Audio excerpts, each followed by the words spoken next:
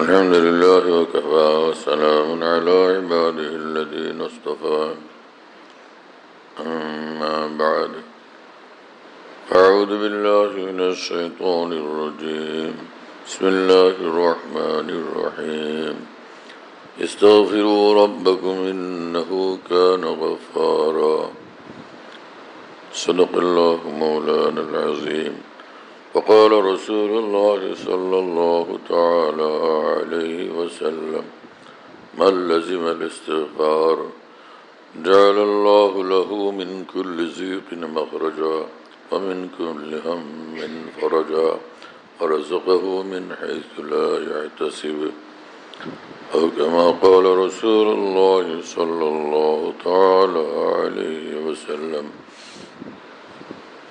আল্লাহ পাক জাল্লা জালালু আম্মা নওয়ালু আমাদের সকলকে মাফ করে দেন, জান্নাতুল ফিরদাউস আমাদের জন্য মঞ্জুর করেন, জাহান্নাম থেকে আল্লাহ তাআলা আমাদেরকে বাঁচান এবং জান্নাতুল ফিরদাউস ওয়ালা রাস্তায় চলার আল্লাহ আমাদেরকে তৌফিক দান করেন। আউলিয়া সিদ্দিকিন কামিলিনের মধ্যে আমাদেরকে শামিল করেন। তাকওয়ার জিন্দগি এবং নেক আমলের তৌফিক আল্লাহ আমাদেরকে দান করেন। আসলাফ ও আকাবের দ্বীনের রাস্তার উপর চলার তৌফিক দান করেন। কোরআনে কারীমে মহান রব্বুল আলামিন বলেন যে ইস্তাগফিরু রাব্বাকুম, তোমরা তোমাদের প্রতিপালকের নিকট ক্ষমা চাও। ইন্নাহু কানা গফারা, নিঃসন্দেহে তিনি সীমাহীন ক্ষমাওয়ালা। আল্লাহ পাক জাল্লা জালালুহু ওয়া মানওয়ালু নিজেই যখন বলেন যে তোমরা ক্ষমা চাও সীমাহীন ক্ষমাওয়ালার কাছে, এতে স্পষ্ট হয় যে আল্লাহ পাক ক্ষমা করতে চান, যে আমার ক্ষমার তো কোনো সীমা নেই, অসীম ক্ষমার দৌলত আমার কাছে আছে। তোমাদের গুনাহ কতটুকু তোমরা আমার কাছে মাফ চাইলেই মাফ পাবে, ক্ষমা চাইলেই তোমরা ক্ষমা পাবে। তো কোনো মানুষ যদি হাতেম তাই যদি কোনো বিপদগ্রস্ত অভাবগ্রস্ত মানুষকে দেখে বলেন যে ভাই তুমি আসো আমার বাড়িতে, আমার সঙ্গে সাক্ষাৎ করো, আল্লাহ তো আমাকে অঢেল দিয়ে রাখছেন, তো এর অর্থ কি এই যে তুমি আমার বাড়িতে আসলে তোমাকে ফেরত দেব? না, এর অর্থ এই হয় যে তুমি আসো, আমি তোমার সমস্যাটা দেখব, আমি তোমাকে অবশ্যই দান করব, এই তো অর্থ হয়। তো যখন রব্বুল আলামিন বলেন যে হে আমার বান্দারা, তোমরা তোমাদের প্রতিপালকের নিকট ক্ষমা চাও, তো তিনি সীমাহীন ক্ষমাওয়ালা। তো সীমাহীন ক্ষমাওয়ালার কাছে ক্ষমা চাও বলতে স্পষ্ট হয় যে তোমার মতো এরকম 2, 4, 10 জন 10 কোটি বেসুমার বান্দাদেরকে ক্ষমা করলে আমার কি আসে যায়? তোমরা তো মাত্র কয়েকজন, আর তোমাদের অপরাধী বা কতটুকু, তোমাদের গুনাহই বা কতটুকু, এইটুকু গুনাহকে আমি ক্ষমা করতে পারবো না? আল্লাহ পাক জাল্লা জালালুহু আম্মা নওয়ালুহু চান যে আমরা ক্ষমা চাই, ক্ষমাপ্রাপ্ত হই, পবিত্র হই এবং জান্নাতের উপযুক্ত হই। তো এক বুজুর্গ বলছিলেন যে রব্বুল আলমীর শান হলো যে হাম তো মাইল বা করম হ্যাঁ চাহনে ওয়ালে হি নেই, যে আমি তো সীমাহীন রহমত আর ক্ষমা নিয়ে হাত বাড়ায় আছি, কিন্তু চায় না কেউ, নেয় না কেউ, তো আমি কি করব? আমি তো দিতে চাই, ওরা তো নেওয়ার জন্য অগ্রসর হচ্ছে না। আসল তো জিন্দগি এই জন্য যে আমরা নেক আমলের মধ্যে থাকি, ভালো কাজ করি, ইবাদত বন্দেগী করি, আল্লাহ পাকের হুকুমগুলো পালন করি, রাসূলুল্লাহ সাল্লাল্লাহু আলাইহি ওয়াসাল্লামের সুন্নত তরিকা মোতাবেক চলি, এর বাইরে আমরা না হাঁটি, না চলি, না দেখি পৃথিবীটাকে, অন্য কোনো রং আমাদের জীবনে না লাগে, আল্লাহ রসুল যে রং পছন্দ করেন সেই রঙই আমরা আমাদের জীবনে লাগাবো, তাই না? সেই রং আমরা পছন্দ করব, সেই পথে আমরা হাঁটব। এটা হওয়া উচিত আমাদের জিন্দগির ফিকির, চিন্তা এবং কর্তব্য। আল্লাহ তাআলা আমাদেরকে তৌফিক দান করেন। কাজ করলেই কাজ হয়, গাফেল হয়ে বসে থাকলে কোনো কাজ হয় না। একজন মানুষের জমি আছে হাজার হাজার বিঘা, কিন্তু সে শুয়ে থাকে, কোনো কাজ করে না। আর একজনের জমি আছে মাত্র 1 একর, সেটার মধ্যে সে খুব ধান লাগাইলো, ধানের বীজ লাগালো। তো মৌসুমের সময় ওর ক্ষেত ভরা খুব ধান আর ধান, দেখতে চোখ জোড়ায়, আর সে কত উপকারী জিনিস, কত বড় সম্পদ সেটা। আর যে লোক ওই হাজার হাজার বিঘার মালিক, সে তাকায় থাকলো যে ওর তো অনেক কিছু, আমার তো কিছু নাই। তো সে তার যে কিছু নাই সেটার মূল কারণ হলো গাফলতি। সে গাফেল হয়েছিল এবং কাজ করে নাই, বেখবর ছিল, বেফিকির ছিল, কোনো কাজকর্ম করে নাই। তো কাজ না করার কারণে তার হাজার হাজার বিঘা খালি পড়ে আছে, শূন্য পড়ে আছে। আর ওই লোকের মাত্র 1 একর জমি, 2-3 বিঘা। তো সেইটুকুকে সে সাজাইলো, তো সেটা বড় ধন দৌলতে ভরপুর হয়ে গেল। তো এই পৃথিবীর মানুষ যারা একদমই গাফিল থাকে আল্লাহ থেকে, আল্লাহ ডাকেন কিছু নেও, কিন্তু সে সেদিকে অগ্রসর হয় না, তো সে তো তার জীবনের মাঠটাকে শূন্য রাখলো, খালি রাখলো। আরেকজন সে আল্লাহ পাকের ডাকে সাড়া দিয়া সে কখনো নামাজ পড়ে, কখনো রোজা রাখে, কখনো কোরআনে কারিমের তেলাওয়াত করে, কখনো আল্লাহ পাকের জিকির করে, হ্যাঁ, বিভিন্ন আমল করে, কাউকে সালাম করে, কাউকে শ্রদ্ধা করে, কাউকে স্নেহ করে, কাউকে ক্ষমা করে। তো এই যে কাজগুলো প্রত্যেকটা দামি দামি আমল, প্রত্যেকটা মূল্যবান আমল। যে বান্দা অন্য বান্দাদেরকে ক্ষমা করতে থাকে, তো আল্লাহ পাক তাকে ক্ষমা করে দেন। রসুল আকরম সাল্লাল্লাহু আলাইহি ওয়াসাল্লাম বলছেন এক হাদিস শরীফে, যারা তোমার অধীনস্থ তাদেরকে একদিনের মধ্যে তাকে 70 বার ক্ষমা করো। তো ক্ষমা করাটাও একটা বড় আমল। তো সুবহানাল্লাহ পড়া একটা বড় আমল, আলহামদুলিল্লাহ পড়া একটা অনেক দামি আমল, এভাবে লা ইলাহা ইল্লাল্লাহ পড়া একটা বড় আমল, দুরূদ শরীফ পড়া একটা বড় আমল, ইস্তেগফার একটা বড় আমল। আমল করলেই সেটা বড় কাজের জিনিস, বড় কাজে আসে। হযরত জুনায়েদ বাগদাদী রহমতুল্লাহ আলাইহি, তিনি বাগদাদের মস্ত বড় আলেম ছিলেন, বহুত বড় মাপের ওলি আল্লাহ ছিলেন। হাজার হাজার আলেম ওলামা আউলিয়া তার হাতে গড়া, তারা এক একজন সোনার মানুষ। জুনায়েদ বাগদাদী রহমতুল্লাহ আলাইহির ইন্তেকাল হলো। ইমাম গাজ্জালী রহমতুল্লাহ আলাইহি ইহয়া উলুমিদ্দিন কিতাবে লিখছেন যে আল্লাহ পাক জাল্লা জালালু আম্মা নওয়ালুর সামনে জুনায়েদ বাগদাদী হাজির হলেন, তো আল্লাহকে দেখানোর মতো আর কিছু পান নাই। হ্যাঁ, যে আল্লাহকে দেখাবেন, এত এলেম আর এত আমল, এলেমের সাগর, আর সারাটা জীবন হলো আমল আর ইবাদত। আমল আর ইবাদতে একদম ভরপুর, টইটুম্বুর। কিন্তু সেই জুনায়েদ বাগদাদী আল্লাহকে খুশি করার মতো কিছু নিয়ে হাজির হইতে পারেন নাই। তো এক বুজুর্গ স্বপ্ন দেখছেন জুনায়েদ বাগদাদীকে, জিজ্ঞাসা করলেন যে হুজুর আপনার কি অবস্থা? বললেন যে মা নাফানি ইল্লা রুকায়াতুন, হ্যাঁ, উসাল্লিহা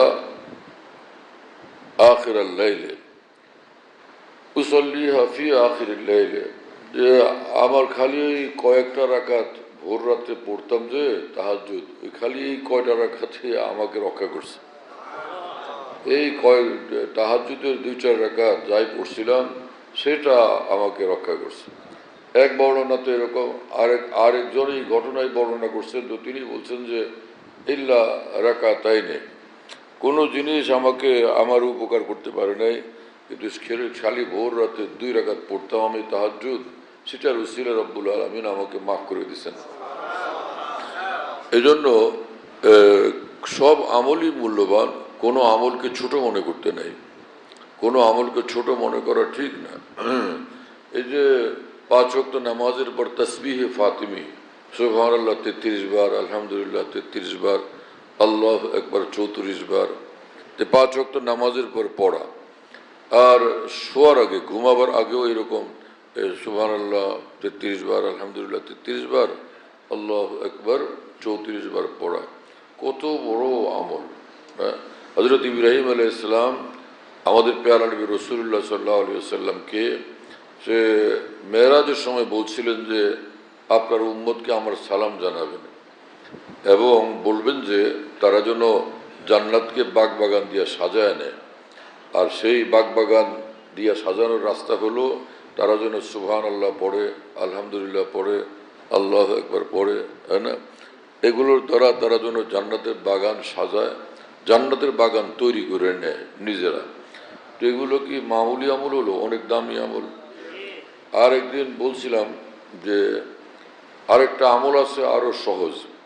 রাসূলুল্লাহ সাল্লাল্লাহু আলাইহি ওয়াসাল্লাম বলেন, কোনো মানুষ যদি আমলটা করে নিঃসন্দেহে সে জান্নাতে প্রবেশ করবে। সে আমলটা আল্লাহ রসুল সাল্লাল্লাহু আলাইহি ওয়াসাল্লাম বলেন, আল্লাহুম্মা ইয়াসির ওয়া মান ইয়ামালু বিহিমা কালিল। এই আমল অত্যন্ত সহজ, কিন্তু এই আমলকারীর সংখ্যা কম। আমলকারীর সংখ্যা কম। তো এতে আরো তিনি উৎসাহিত করলেন, দেখো সহজ এবং ছোট আমল, এত দামি জিনিস, এটা ছুটতে নাই, এটাকে যত্নের সাথে করো তোমরা। সেটা কি? যে 5 ওয়াক্ত নামাজের পর পড়বা সুবহানাল্লাহ 10 বার, আলহামদুলিল্লাহ 10 বার, আল্লাহু আকবার 10 বার করে। এটা কি সহজ না কঠিন? আর এই শুইতে যখন যাবা, ঘুমাবার আগে পড়বা সুবহানাল্লাহ 33 বার, আলহামদুলিল্লাহ 33 বার, আল্লাহু আকবার 34 বার। এই 5 ওয়াক্ত নামাজের পরে এই আমল, আর শোয়ার আগে এই আমল, এই দুইটা আমল যদি তোমরা করো, নিঃসন্দেহে এই বান্দা জান্নাতে যাবে। তো কত দামি জিনিস রাসূলুল্লাহ সাল্লাল্লাহু আলাইহি ওয়াসাল্লাম আমাদেরকে দিয়ে গেছেন, কিন্তু আমরা সেগুলোর খেয়াল তো করি, সেগুলোর যত্ন তো নেই। রাসূল আকরাম সাল্লাল্লাহু আলাইহি ওয়াসাল্লাম বলছেন, আসওয়াক মাতহারাতুন লিল ফাম আর মারজাতুন লির রব। মেসওয়াক যে করে মানুষ উজুর সময়, এই মেসওয়াক উজুর সময় করুক বা অন্য সময় মেসওয়াক করুক, তো মেসওয়াক এটা মুখের পবিত্রতা, হ্যাঁ, মারজাতুন লির রব, এবং মেসওয়াক করলে আল্লাহ পাক খুশি হয়ে যান। মেসওয়াকের আমলে আল্লাহ তাআলা বহুত খুশি হন। জিবরিল আমিন যতবার আসতেন রাসূলুল্লাহ সাল্লাল্লাহু আলাইহি ওয়াসাল্লামের নিকট, প্রত্যেকবারই মেসওয়াক করার জন্য তাকিদ করতেন। এবং রাসূল আকরাম সাল্লাল্লাহু আলাইহি ওয়াসাল্লাম বলছেন যে উজুর যে মেসওয়াক সহ যদি নামাজ হয়, উজু করলো তো সে উজুর সঙ্গে মেসওয়াক আছে, মেসওয়াক ওয়ালা নামাজ মেসওয়াক বিহীন নামাজের চেয়ে 70 গুণ বেশি ফজিলতওয়ালা। হ্যাঁ, যে 1 রাকাত পড়া হলো মেসওয়াক ওয়ালা নামাজ, সেটা মেসওয়াক বিহীন 70 রাকাতের চেয়েও দামি। তো এই আমলগুলো তো আমরা করতে পারি। এবং রাসূল আকরাম সাল্লাল্লাহু আলাইহি ওয়াসাল্লাম বলছেন, মানুষ যখন ঘুমাইতে যায়, বিছানায় যায়, ওই সময় যদি এই ইস্তিগফার 3 বার পড়ে, তো আস্তাগফিরুল্লাহাল্লাযী লা ইলাহা ইল্লা হুয়াল হাইয়ুল কাইয়্যুম ওয়া আতুবু ইলাইহি, বলেন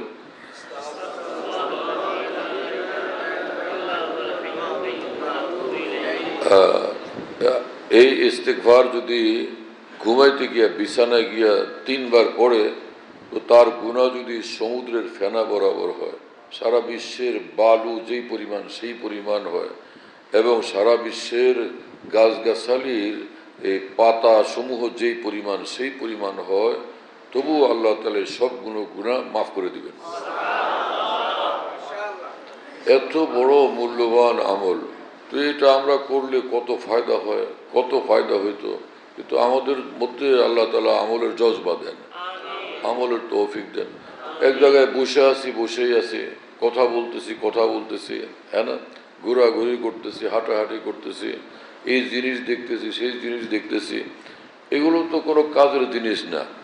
এমনি ঘোরাঘুরি, এমনি দেখাদেখি, কাজ তো হলো না কিছু। অথচ জিন্দেগিটা তো বন্দেগীর জন্য, ইবাদতের জন্য, আমলের জন্য, জিকিরের জন্য।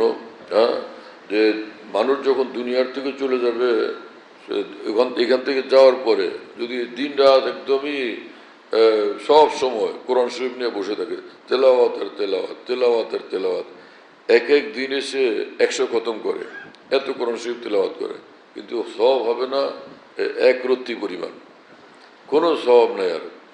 আর দুনিয়াতে, এই দুনিয়ার জীবনে, মানুষের দুনিয়ার জীবনটা আমলের জন্য। এখানে যদি আমল করে, এক লা ইলাহা ইল্লাল্লাহ, লা ইলাহা ইল্লাল্লাহ পড়লো, তো এক লা ইলাহা ইল্লাল্লাহ 7 আসমান জমিন থেকে ভারী দৌলত, 7 আসমান জমিন থেকে ভারী দৌলত। হ্যাঁ, জাদ্দিদু ঈমানাকুম বিকাউলি লা ইলাহা ইল্লাল্লাহ। লা ইলাহা ইল্লাল্লাহর দ্বারা ঈমানকে আরও নতুন করো, আরও তাজা করো। হ্যাঁ, সুবহানাল্লাহ তাআলা বিহামদি। এত দামি জিনিস, এত ভারী জিনিস। আল্লাহ তাআলা আমাদেরকে আমলের তৌফিক দান করেন।